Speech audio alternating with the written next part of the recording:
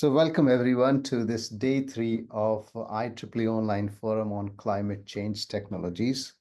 And we have had quite interesting set of talks so far and very well-attended talks covering different aspects related to climate change. And today we will start with another interesting talk, which is about IEEE SusTech Initiative by Maike Luiken. Okay, thank you very much. So about the talk, this IEEE SusTech. So IEEE SusTech Initiative is part of Future Directions Committee, and it seeks to contribute technical expertise and solutions to address sustainability challenges, including climate change. This initiative is growing rapidly and new volunteers are always welcome. So you can have a chat with speaker about after this talk about how you can connect with SusTech Initiative. But very briefly about the speaker today, a very distinguished speaker we have. Maike has done, she has been IEEE Vice President for Members and Geographic Activities. She has served as President of IEEE Canada during 2018-19, and she has been for more than 15 years a very strong supporter of sustainable development. So you will see a lot of insight into sustainability in her talk today. She is Managing Director R&D at Carbovate Development Corporation, a startup company, and also she is an Adjunct Research Professor at Western University in Canada. In Sarnia, Canada, she led the Bluewater Sustainability Initiative during 2006 and 13. And she was the founding director of the Lambton Manufacturing Innovation Centre. For 8 years, she served as the dean at Lambton College with various portfolios. Some of them are School of Technology, Sustainable Development, Applied Research, etc. And her strategic leadership in the development of applied research and innovation capacity and portfolio led to Lambton College becoming one of the top research colleges in Canada. She has more than 30 years of professional experience in teaching, applied research, and educational administration, leadership and community building, especially linking industry partners, government agencies, and researchers in advanced technology initiatives. As far as her areas of interest and expertise are concerned, they span diverse technical areas from ICT, energy, and water to advanced manufacturing. And she has particular interest in how progress and deployment of various technologies contribute or not to achieving sustainable development. She is currently serving on numerous boards of directors and committees, including that of IEEE, IEEE Canada, IEEE Canadian Foundation, Canadian Standards Council Steering Committee for Canadian Data Government Standardization Collaborative, Tech Access Canada, where she is founding member, and Unmanned Systems Canada, and the list is quite long. Which just speaks about the extensive experience that our speaker today has. Maike has experience in public and private sectors in Canada and has worked in the USA and Germany. With this, I would pass on to pass to the speaker, the floor to the speaker. Please, Maike. Thanks. Thank you very much for the lovely introduction, Ravinda. I think in the future I will share less information. Okay. Okay. Well, it's good that participants need to know who they are, kind of your background, and yeah, please go ahead. Yes. So thank you very much for the invitation. And first of all, I'd like to recognize that Wei-Jian Li is on the call, and he is the other co-chair of the IEEE SusTech Initiative. So we will call upon him as well to potentially answer some questions.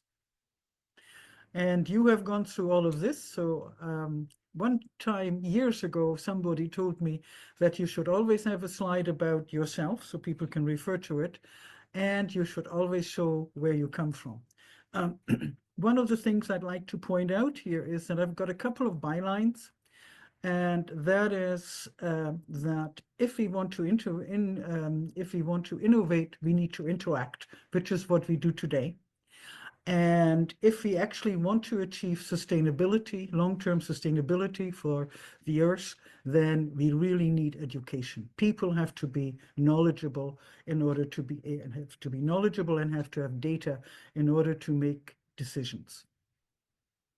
I live and work in Sarnia, Ontario, the birthplace of the North American oil industry, or close to it, 30 kilometers away, but also at some point the site of the largest solar farm in the globe at 60 megawatts, and site of many wind turbines nearby, and beautiful recreation. So a very heavy industrialized small city of about 80,000 people. All right, let me say the context in which SusTech was conceived and is working. So our context is that we have global challenges, and I will elaborate on this a bit. We can also call it a global crisis or global crises, like multiple.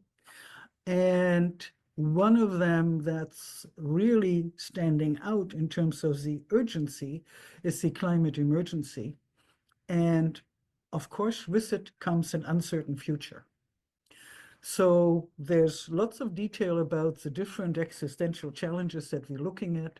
It's the impact of the climate change that we have been experiencing and continue to experience.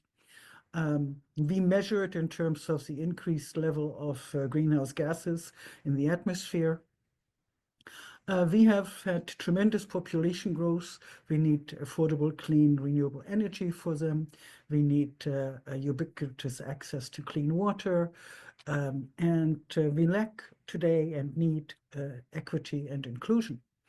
So, but we like to call it as that we are in urgent need of, and we are ready for solutions that address these challenges and crises. And that's really in terms of three categories. One is financial, one is political will, and the third one is the how, in terms of engineering and technology. And most of the attendees here at this gathering, that's where your expertise is.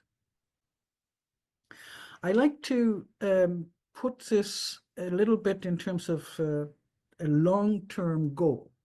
And the long-term goal would be that we have a healthy, sustainable planetary atmosphere. That means essentially all life forms on Earth are essentially sustained in the long term. And if we break this down into the challenges, and this is in no particular order, is that the United Nations has developed the Sustainable Development Goals. So achieving these goals, and they were set out to be achieved by 2030, some doubt that we're going to get there, but at least a roadmap has been laid out. So achieving the UN SDGs, and it goes from social to energy to water and so on, is one. The second one, and it's pulling actually one SDG out, which is SDG 13, and it looks at climate change. So we need to address the accelerating climate change and the climate change damage that's already caused by global warming. So that means that we need to work on reducing the emissions of greenhouse gases into the atmosphere in order to prevent further elevation of greenhouse gas levels in the atmosphere. We call that mitigation. And at the same time, we need to work on how we adapt to the current impacts and those that are to come. So when we look at the current impacts, we often refer to the severe weather. And so those are very urgent demands to address the severe weather impacts. And the prevention of further greenhouse gas levels rising is it's more long-term. And in the much longer term, we need to, like after 2050, what we are hoping to get to is starting to lower the greenhouse gas levels in the atmosphere. So we get closer to pre-industrial levels and get back into balance. So that's on the greenhouse gas and climate change piece. We also have done a lot of damage to ecosystems on Earth, and we do need, for the long term, to regenerate those. That's also going to help with the greenhouse gas emissions, of course. And I already referred to the point that we have had we could almost call it a population explosion. I don't want to, exaggerate here, but in my lifetime, the population on Earth has tripled. So that means that we are putting quite a bit of demand on the resources of Earth. And if we do want to sustain this, then we need to implement a circular economy. In other words, not generating waste in order to maintain resource availability to sustain our activities. So that's sort of the long-term planetary biosphere laid out in 4 goals.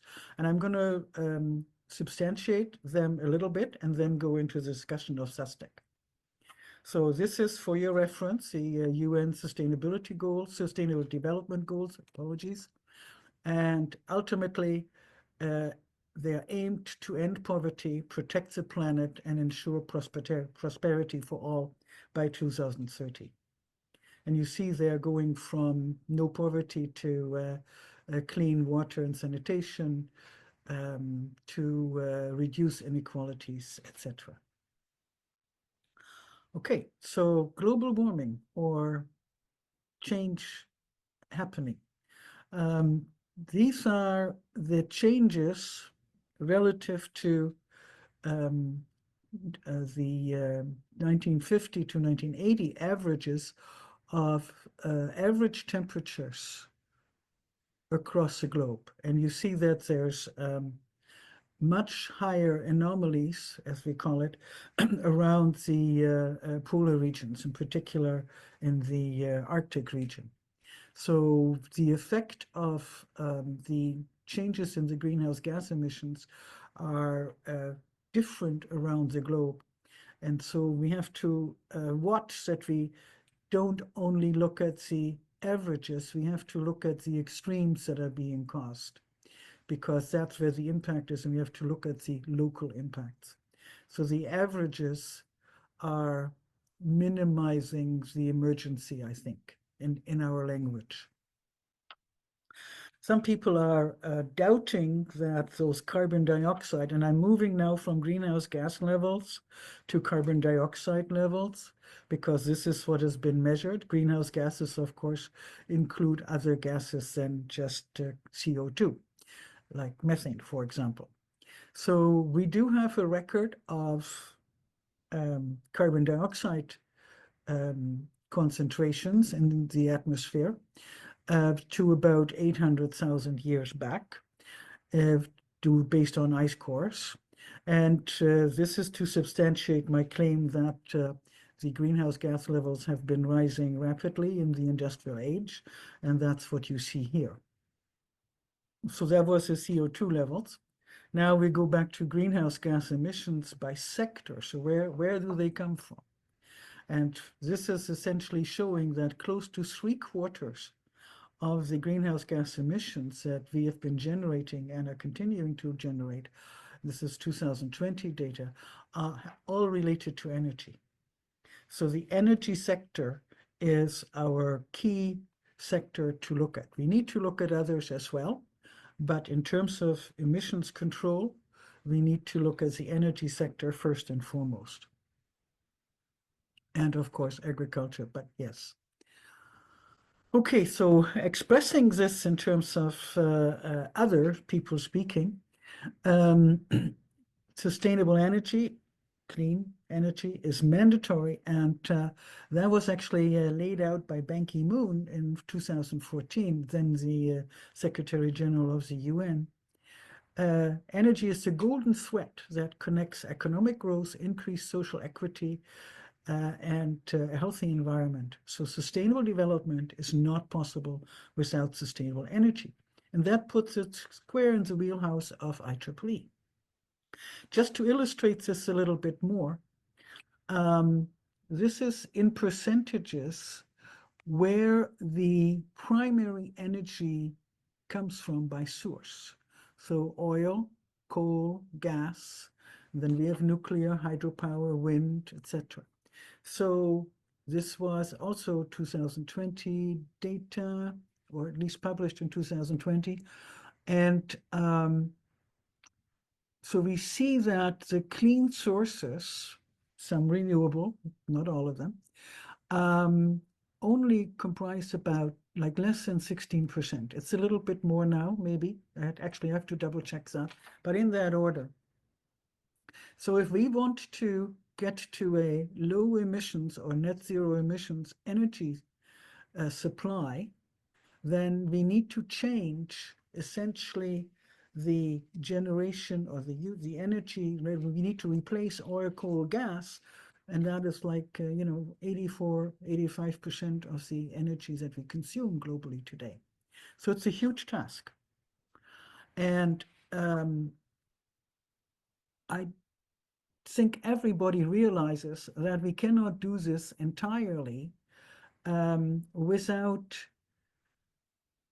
considering not only the reductions of emissions, but also the capturing of emissions and sequestration of these emissions. And there we are talking mainly about CO2. So this is a diagram that Bill McDonough put out.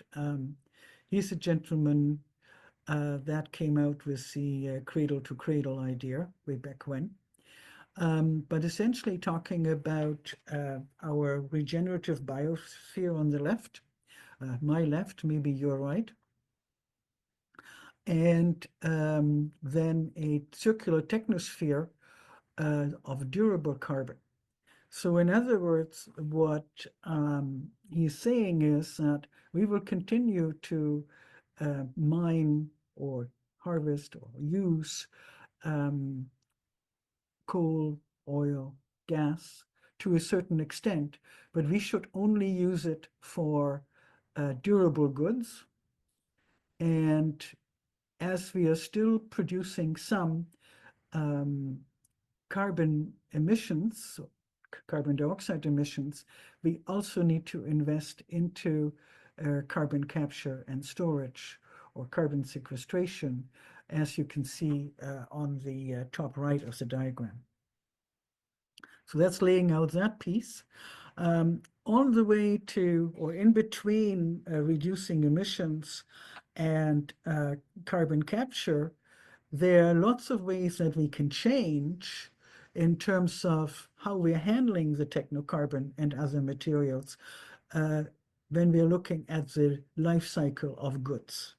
So we can not use as much, resync, reuse, repair, refurbish, etc., all the way down to looking at the leftover remains at the end of use of a product and bringing it back into the feedstock for new product. Steel is iron. Steel is a prime example. We've been doing it for years. We are now looking and already doing it with garbage plastic, reducing it back to oil essentially, and like the basic molecular molecules, and oil, that is generally speaking oil, and then are in the position to make essentially hospital grade, medical grade plastics again. So you see, this is a big smorgasbord of opportunity. So where does IEEE figure into this? So IEEE at its core has the mission of fostering technological innovation and excellence for the benefit of humanity. So we are highly engaged. And so what we are looking at is for meeting those global challenges through responsible technological transformation. And that is in many sectors: power systems, communications, healthcare, infrastructure, transportation, and so on, along with metrics so that we can make good decisions, revised decisions, and model forward, make predictions. So we form focus groups, we cooperate, converse, discuss. We have a meeting today. We build technology roadmaps, standards, and ultimately try to maintain our reputation of being a fantastic, trusted source of knowledge. So in support of the original goals that I laid out, we have a number of initiatives. One is the Future Directions Committee SusTech Initiative. Another one is the Planet Positive 2030 Initiative. We do standards, including socio-technical standards, standards that try to build in ethical considerations and sustainability considerations by design. We have the TAP Climate Change Program, and so on, and many activities led by IEEE societies like Smart City, Smart Village, Empowering a Billion Lives, and so on. And one slide on the Planet Positive 2030 initiative, and hence I'm the chair, so I took the liberty to share it, but just for you to note that the first edition of the compendium is planned to be available on November 18th. So there's a link, you should be able to find it there. And now we get to the SusTech initiative. You have a QR code to get to the website here. And as I said, Wei-Jen Lee is here. So here we are. There's Wei-Jen Lee as the second co-chair of the initiative. We have Christopher Witt, the previous chair of the Ocean Engineering Society. Oceanic Engineering Society, my apologies, Rakesh Kumar, William Tonti, Carol Grass. We work with Muhammad Kapuchali in the Arctic, in Anchorage. Ed Perkins is the link to the IEEE SusTech conference, which is going, I think it's 12th, so 13th instantiation, 12th, I believe, in April in Los Angeles. And then we have listed those three, including Christopher, as liaisons to different activities. So this is the steering committee, and we do invite other people to join us on the steering committee. So please feel free to let us know if you would like to be involved. The main activities so far are listed here, and they were based at by looking at essentially some of the topic areas that were covered in the Planet Positive 2030 initiative, but also looking at, okay, how are we going to try to solve these big problems, these global and overarching problems? Are we going to look at ecosystems? Are we looking at sectors? Are we looking at disciplines, or a mixture of all?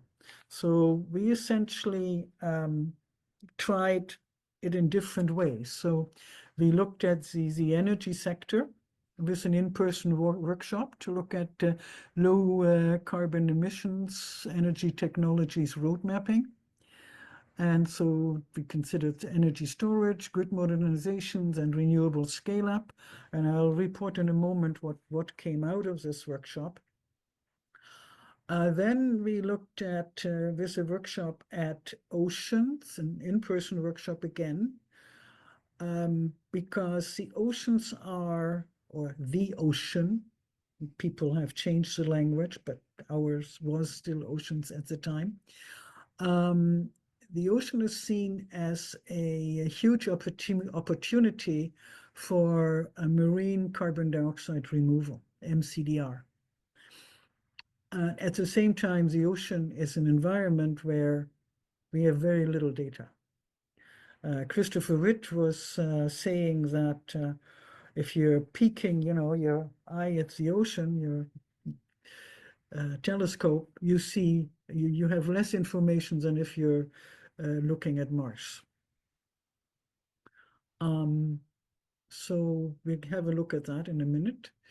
The next one, we looked essentially at another sector, but in this case, infrastructure. So roadmap to low carbon emission building materials and architecture. And then we looked at the very fragile or highly impacted region of the Arctic. So what are the energy technologies for the Arctic?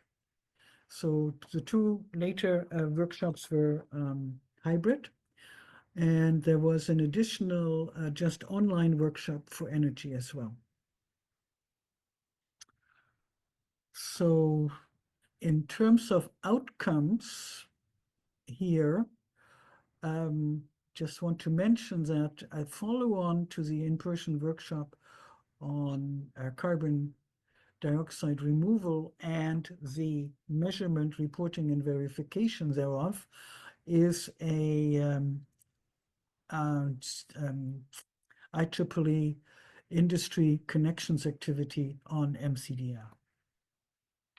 So all of this happened between July 23 and May 24. And right now we're in the process of planning next year, and I'll have a couple of things to say about that as well. So what did we learn? Rather than going through each piece in terms of technology, I want to focus a little bit on commonalities and essentially the problem statements. So with respect to energy systems, the low emission energy systems that we were discussing in 23, one of the items that came out loud and clear at the workshop was that once we have like getting grids that are decarbonized is not sufficient, we actually need to achieve the circularity of the infrastructure. So how are we going to get there? There's a lot of electronics involved, and electronic waste is a huge problem. The other piece that was brought up was the customer. Customers would like to make good choices on when to use energy. So, in other words, they would like access to data in order to make informed customer choices. And ultimately, of course, that should lead for them to lower costs. So the ask from the customer side for access to data on how to use the available electricity at what time of day, etc. When we look at the buildings and architecture workshop, one thing that came out very loudly was that, yes, we can look at new materials and we can build new architectures, like build with new architectures, new like passive solar, etc. But the largest portion of the infrastructure is existing infrastructure.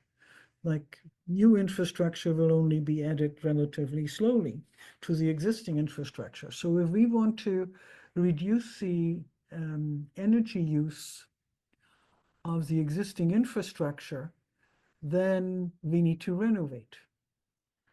And depending on jurisdictions, there are regulatory barriers to renovations, and in other jurisdictions, there is a very strong encouragement for renovations. In other words, you cannot sell a building without it meeting certain standards. And that becomes very costly, so it's a financial piece. Of course, people are looking at new structures, new technologies, and so there the problems that are coming up is to build trust in new novel materials, not necessarily new, but novel to people, and to figure out how to break away from traditions and get buy-in. So regulatory issues, and of course, data and knowledge in terms of how to actually go about renovating the existing infrastructure in the best way. When we get to the Arctic regions, in the workshop, it became apparent that there was not necessarily full consensus on the impacts of climate change. And the reasons were interpretation of data. And further behind that is that we only have spotty data. In other words, we measure where we have access to taking measurements, but that doesn't mean we have measurements everywhere or data everywhere. And so that leads to challenges of interpretation of data. So a big problem statement is that we need to reliably monitor, report, and verify change in climate indicators in the Arctic regions. Another discussion point that came up was that if we drive change in regions that are benefiting economically greatly from the current energy industries, for example, or the current energy sector, then that generates conflict. So we need to solve conflicting economic and impact issues. When we look at the Arctic regions, of course, it is many communities, the majority of the communities, of course, are remote communities. So even if you wanted to put a wind farm in place, for example, there may not be cranes up there or even deployable to bring big wind turbines into the north. So it is a different different location in terms of accessibility for putting infrastructure in place. So there's a focus that's needed on practical approaches for energy microgrids transformation. Interestingly enough, the workshop was at the beginning of May, and that was the best time for solar panels because they actually not only caught the sun as like limited hours, of course, there, but because the snow was still on the ground, they would capture the reflected sunlight as well. So the capacity of the solar panels to deliver was the highest in the year. So we need to look at location-specific solutions, not global solutions to global problems, or not only global solutions to global problems, but we have to have solutions, need to focus on context problems and to devise contextualized solutions. That also applies to transportation fuel. So electric batteries or EVs in the high north really experience some severe problems because of the temperature to operate those vehicles. Okay, so that's the Arctic. And then we had the Oceans workshop in actually October 23, so also last year. And the opportunity for oceans was one particular sector, and that was and essentially carbon capture and sequestration. So marine carbon dioxide removal and the associated requirements for measuring or monitoring this removal, reporting it, and verifying it, because we are talking here about a nascent sector, startup companies that whose business model is essentially selling carbon credits. So this is a nascent, maybe not even startup, but nascent marine decarbonization industry that is looking at how to scale up on the one hand, and on the other hand, how to verify their claims to successful CO2 sequestration. Part of this is that these companies are fully vertical, so they essentially do everything from putting equipment together to reporting at the end, mostly. And so ultimately, what is happening is that there is a need to standardize the equipment qualifications for this MRV process and the measurement methods, processes, etc. So in order to support this marine carbon dioxide removal, it is necessary to build the critical MRV infrastructure and processes. And of course, that would then hopefully lead to trust in carbon credits. So if I look at the overall information, there's a lot of technical pieces in the background, and we can talk about the details maybe another time. But the importance of trusted knowledge, so we can actually move forward with decisions. But that is reliant on reliable data, transparent monitoring, analysis, verifiable reporting, and then, of course, trusted modeling and forecasts. So all of these different approaches to look at the energy system on the one hand, looking at a region like the Arctic, looking at a sector like buildings and architecture, and looking at a very specific application in the oceans, all needs more data, needs transparency in how we handle the data, and modeling to go forward. So maybe digital twins comes into this, to be able to forecast and to make good decisions in terms of achieving a healthy, long-term sustainable biosphere. So as I said, like the technology selection and then the different approaches to look at the energy system on the one hand, looking at a region like the Arctic, looking at a sector like buildings and architecture, and looking at a very specific application in the oceans, all needs more data, needs transparency in how we handle the data,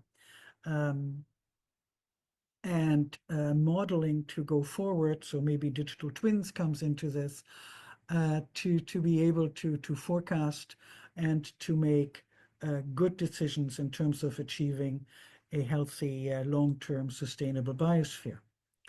So as I said, like the technology selection and then the implementation and scale-up becomes hugely important, for example, in the ocean application. So we talk about, on the one hand, the carbon removal technologies here, where we remove the dispersed carbon through different ways of doing so, like direct air capture of carbon dioxide and then sequestering it in whichever form, direct capture of marine carbon dioxide, and so on.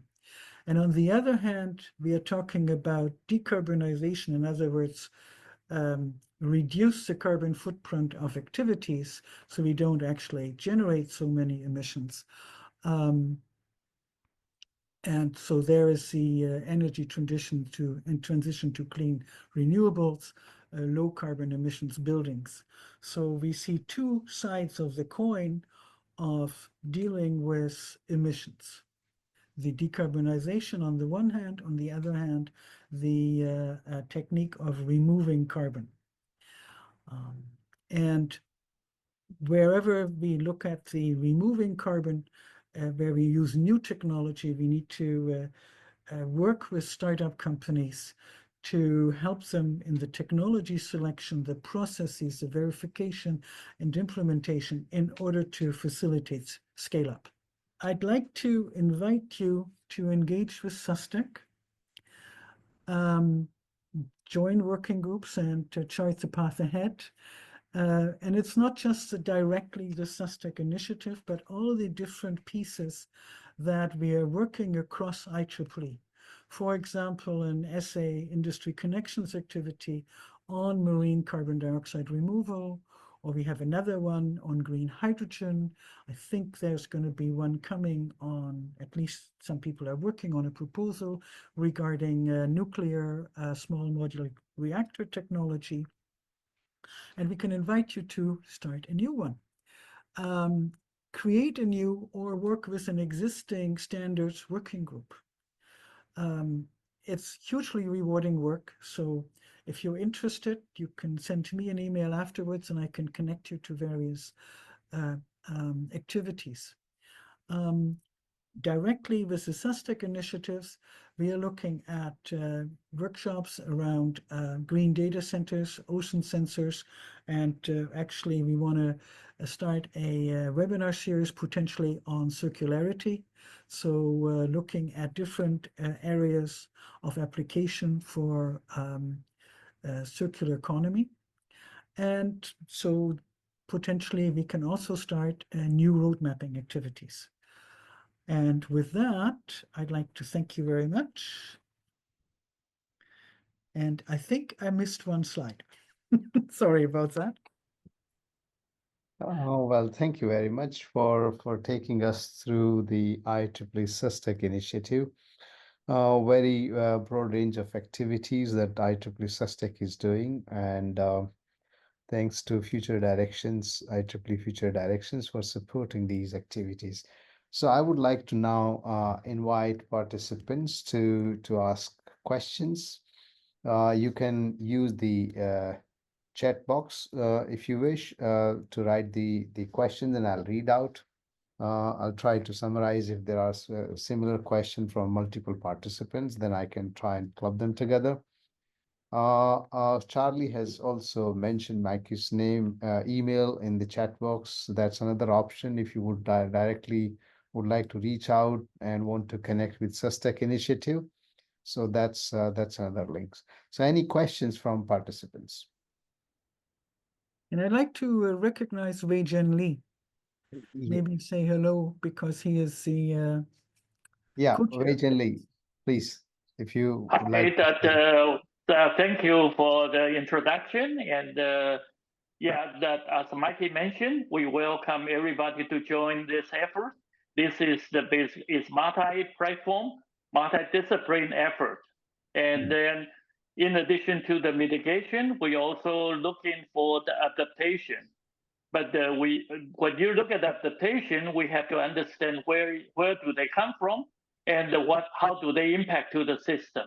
So we need everybody's expertise to work on this way, and then on this way here, then the whole IEEE, we have a common goal, and then try to make this planet a better place for life.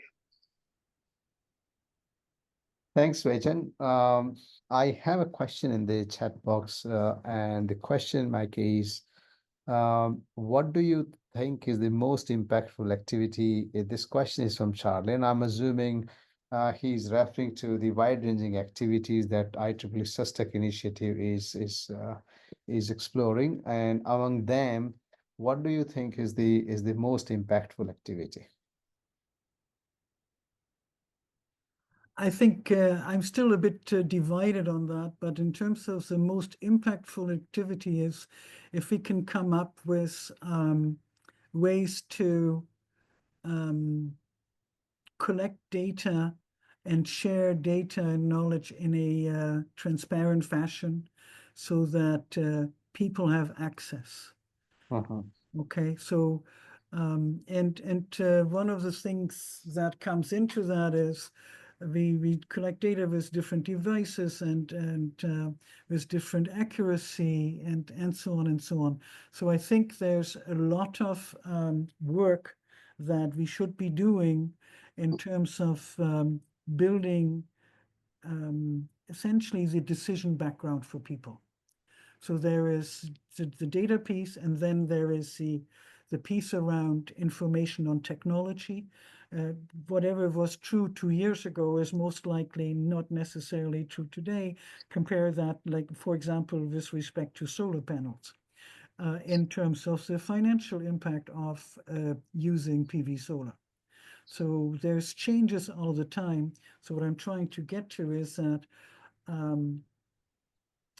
when we make a decision, we need to be willing to revise it or reconsider it a year or two from now, because things have changed financially, technologically. We have measured different things. So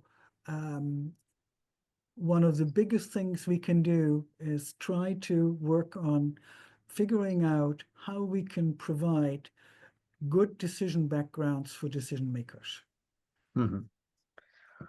Yeah, it's very important when we try to look at this one here.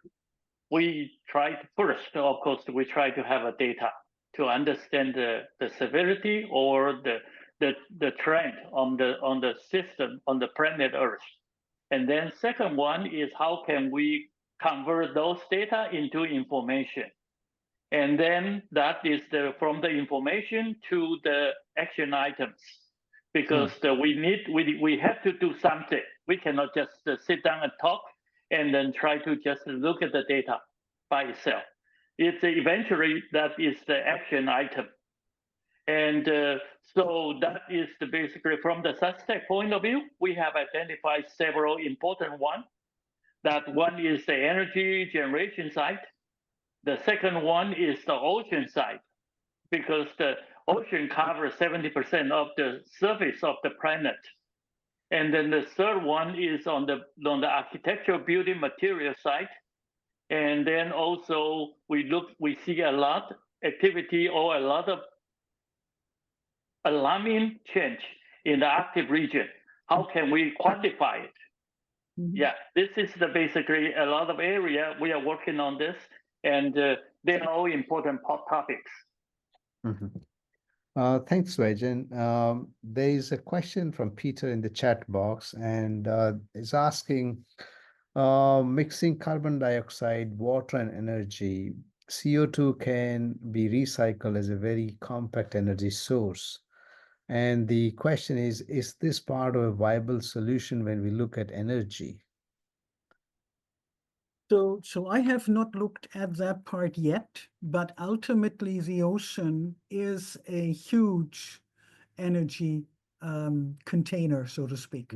Okay, so one of the items that is under consideration to look at from the energy side is not just the harvesting of energy from the ocean, but also how does that play into electrification of shipping and electrification of ports? So how can we look at those pieces in one system? So I think one of the big things that, like you asked about, like what is important here, is that we take a systems approach.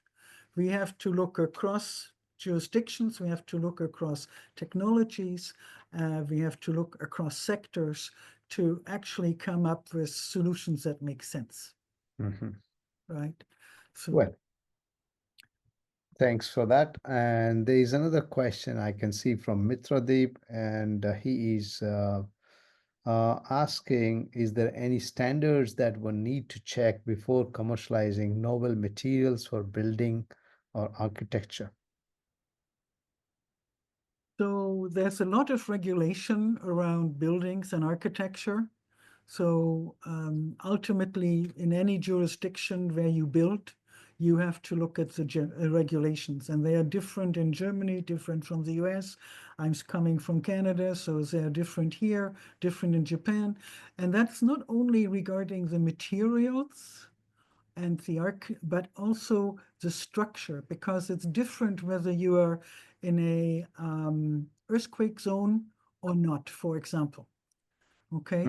Okay, and so it's the local regulations, and that's rather important.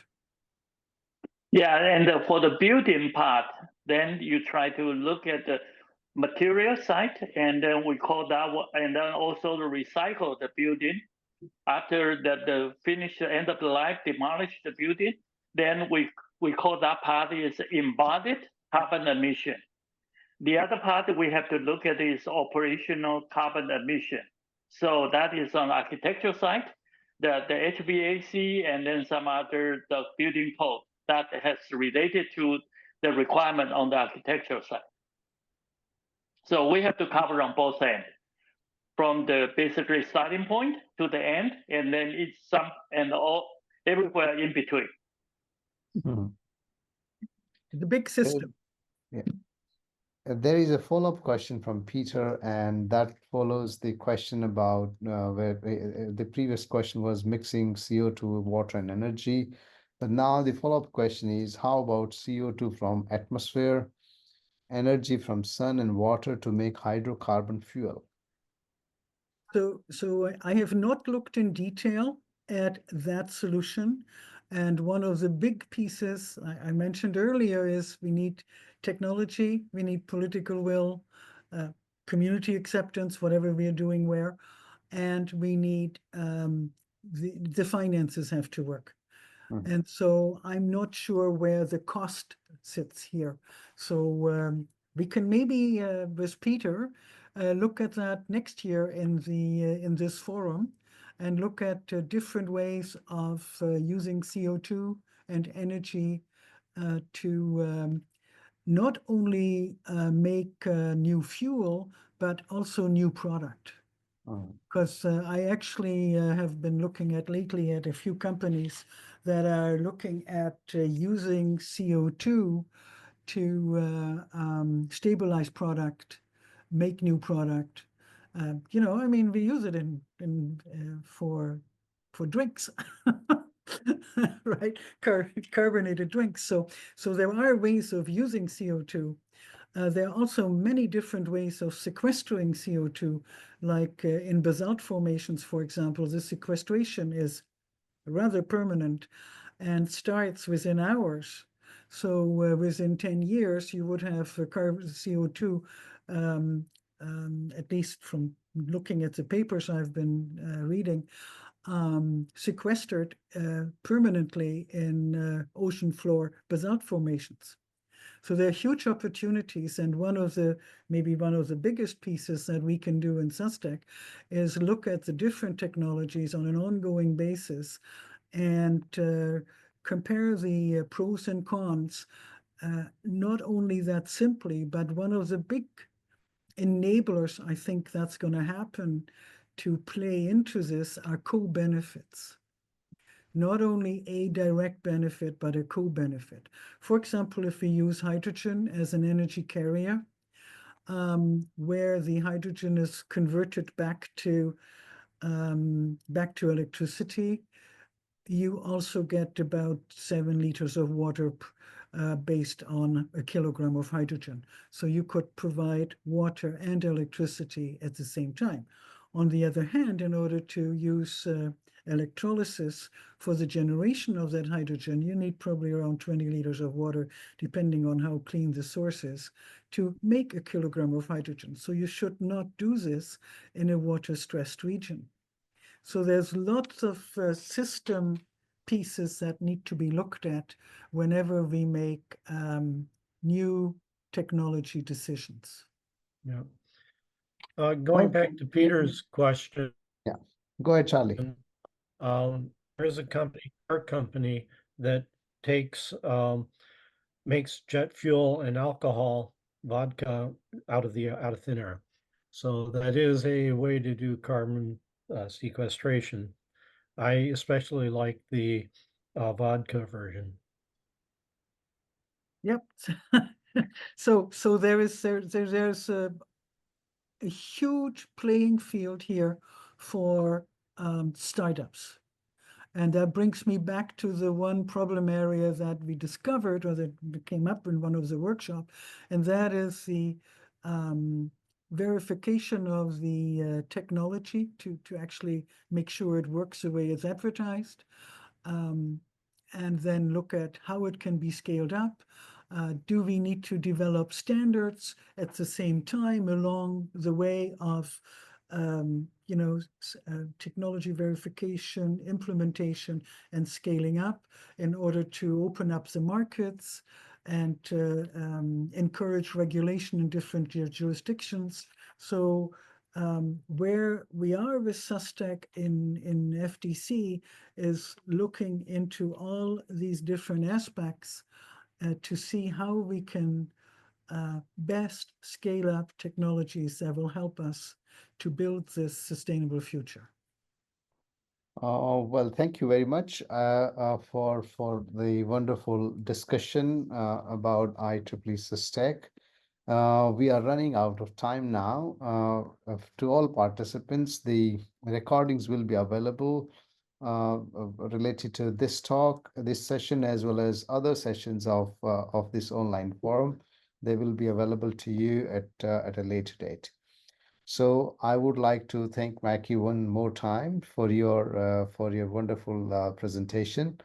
And before we start the next session, I would take a 2 minutes break so that our next speaker can set up, and we'll be back soon.